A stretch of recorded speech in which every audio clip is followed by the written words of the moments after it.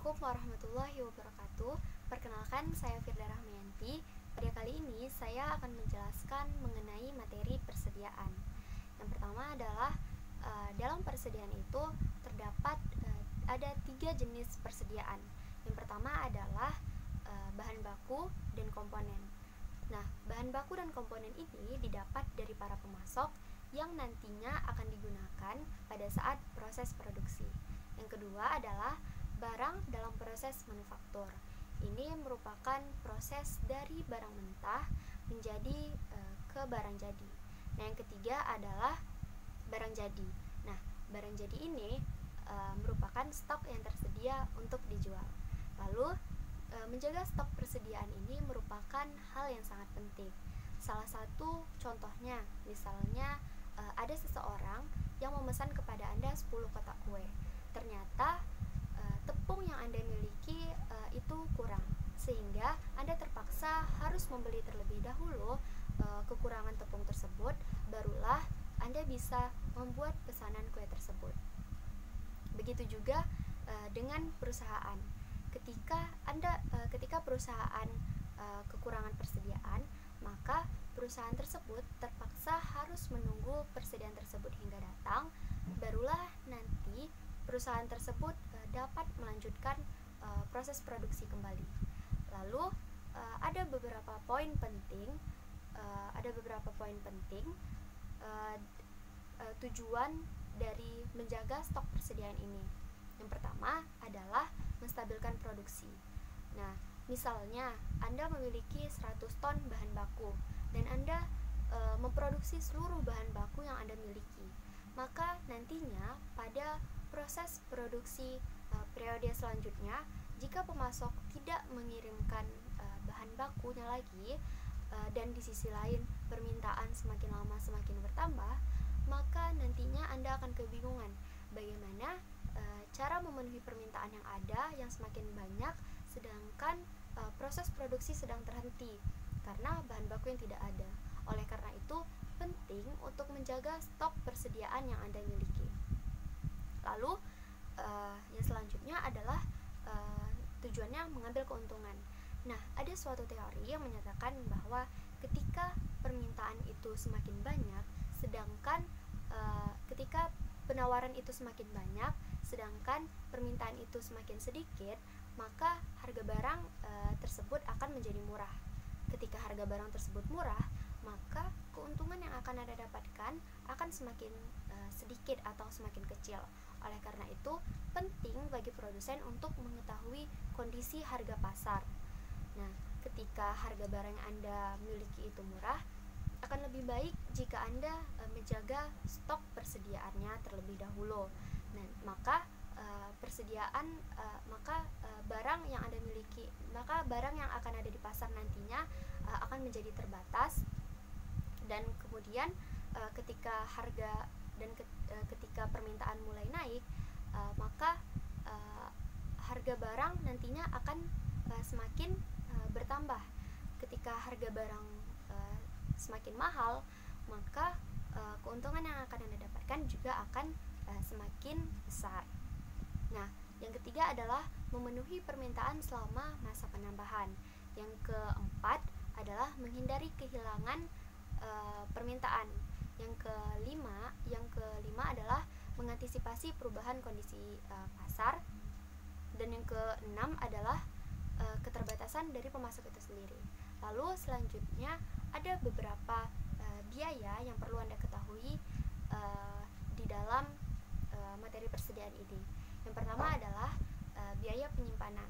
Nah, semakin banyak stok atau persediaan yang Anda miliki, maka akan membutuhkan tempat penyimpanan yang semakin besar pula. Maka akan timbul biaya penyimpanan. Contoh biayanya adalah biaya sewa gudang, biaya untuk membayar karyawan, dan biaya untuk membeli peralatan untuk mengawasi atau mengontrol persediaan tersebut. Lalu ada juga biaya bunga.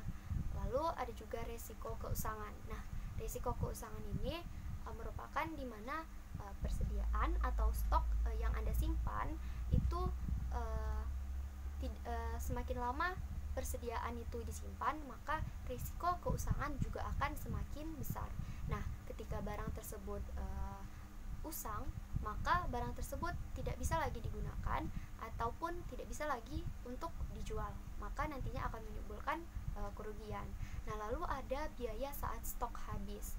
Nah, ketika bisnis Anda kehabisan stok, maka akan mengakibatkan yang pertama pastinya kehilangan penjualan, yang kedua adalah biaya penundaan produksi, dan yang ketiga adalah biaya tambahan untuk pesanan pengganti yang mendesak.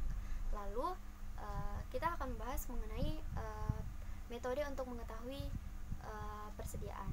Jadi semakin lama metode untuk mengetahui persediaan ini semakin berkembang. Nah, kalau dulu untuk mengetahui persediaan itu dilakukan dengan mengecek atau melihat catatan gudang ataupun secara manual.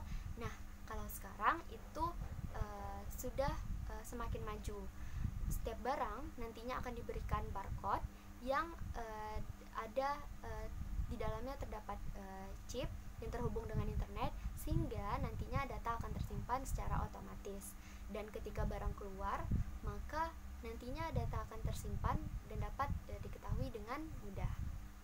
Nah, lalu ada metode perhitungan persediaan. Nah, terdapat 3 metode perhitungan persediaan.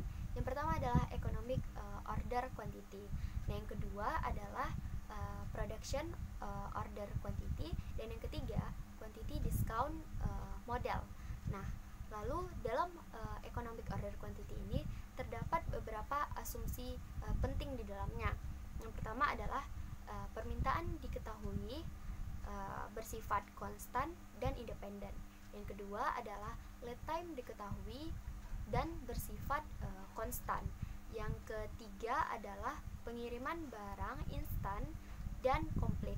Dan yang keempat adalah quantity discount tidak dimungkinkan, dan yang kelima adalah stock out dihindari. Nah, lalu untuk menentukan kapan pemesanan persediaan dilakukan, itu kita bisa menggunakan metode reorder point atau ROP.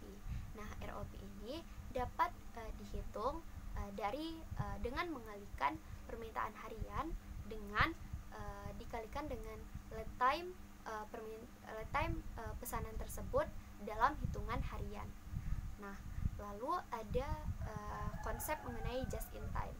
Nah, just in time ini merupakan konsep di mana bahan baku yang nantinya akan digunakan untuk aktivitas atau proses produksi didatangkan dari pemasok ketika waktu dibutuhkan, sehingga nantinya biaya yang dikeluarkan untuk persediaan ataupun biaya untuk penyimpanan akan lebih hemat. Nah, just in time ini metode just in time ini akan lebih efektif jika terjadi integrasi yang baik antara semua fungsi, yaitu pemasok dan pelanggan. Nah, itulah penjelasan mengenai materi persediaan. Apabila terdapat kesalahan, saya mohon maaf. Wassalamualaikum warahmatullahi wabarakatuh.